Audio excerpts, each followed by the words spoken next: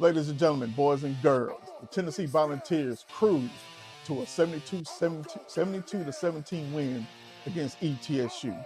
I'm going to talk about that and a whole lot more, but before I do, please subscribe, hit that notification bell, hit that thumbs up for the likes, make and comment, share, do all those great things. For those that have subscribed, thank you for your support. For those that tune in and subscribe, thank you for support. And even the ones that tuned in and haven't subscribed, thank you for your continued support.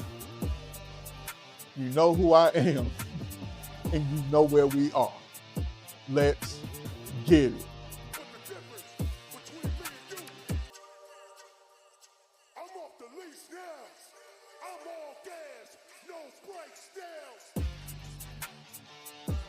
Listen, the Tennessee Volunteers wasted no time in dismantling the ETSU Buccaneers. I mean, I figured it would have been a blowout. I figured we was going to whoop ass and take names, but I didn't expect 72-17. I think in my last video, I said we probably beat them, 45-17, 48-17, something around that ballpark. But I didn't expect this dismantling. But I should have known off the first play of the game, the first series of the game, where we just went down the field with the greatest of ease and put up 7 points. Hey, man, listen. Joey Aguilar looked great again. The offensive line protected him again. No sacks, no turnovers. He threw for 288 yards for 2 touchdowns.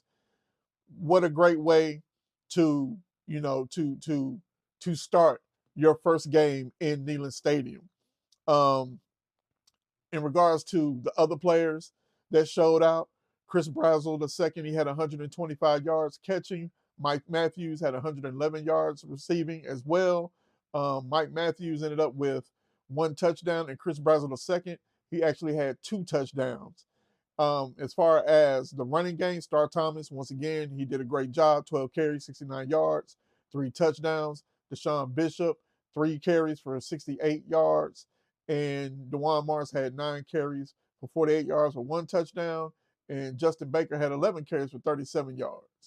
Let me see what else. Oh, and Peyton Lewis, he had 8 carries for 19 yards with 1 touchdown. So the running game, they did what they were supposed to do. We already knew what that was going to look like.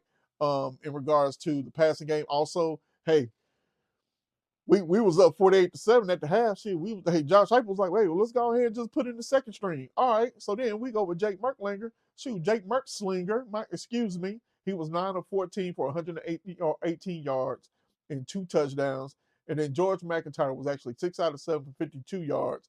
And then they had another quarterback that came in, I think last name Phillips. He came in for a little burn, to kind of, get this game to the end and get it over with. But what a performance. In the last 2 games, UT has gone 15 out of 15 in the red zone. Also today, they broke the all-time season scoring record that they actually set last year against Kent State with 71 points. They scored 72 points today against ETSU. What more can you say? The defense, played good. Still think, they still need to clean some stuff, still need to do a little work on defense, but for the most part, they did what they were supposed to do against a lower opponent in FCS ETSU. And no disrespect to ETSU, but you just wasn't in the same, you're not in the same, on the same level as the Tennessee Volunteers. And of course, your head coach, I talked about him in the last video. He is what he is at the end of the day. And they had a great scheme, on their first series, had completed a 40-yard pass, but it got called back. So it seemed like right then the wheels just fell off after that. But anyway, what else I need to talk about here? I'm looking at these other games right now. Florida barely hanging on 16-15 against South Florida. Ole Miss up 27-20. Look like they're going to go ahead and win this game against Kentucky. But besides that, we have a big game coming up next week against the Georgia Bulldogs. We're going to really find out who we are and where we stand in the pecking order of the SEC. Also, I do want to point this out. Earlier today, I saw Syracuse struggle against UConn.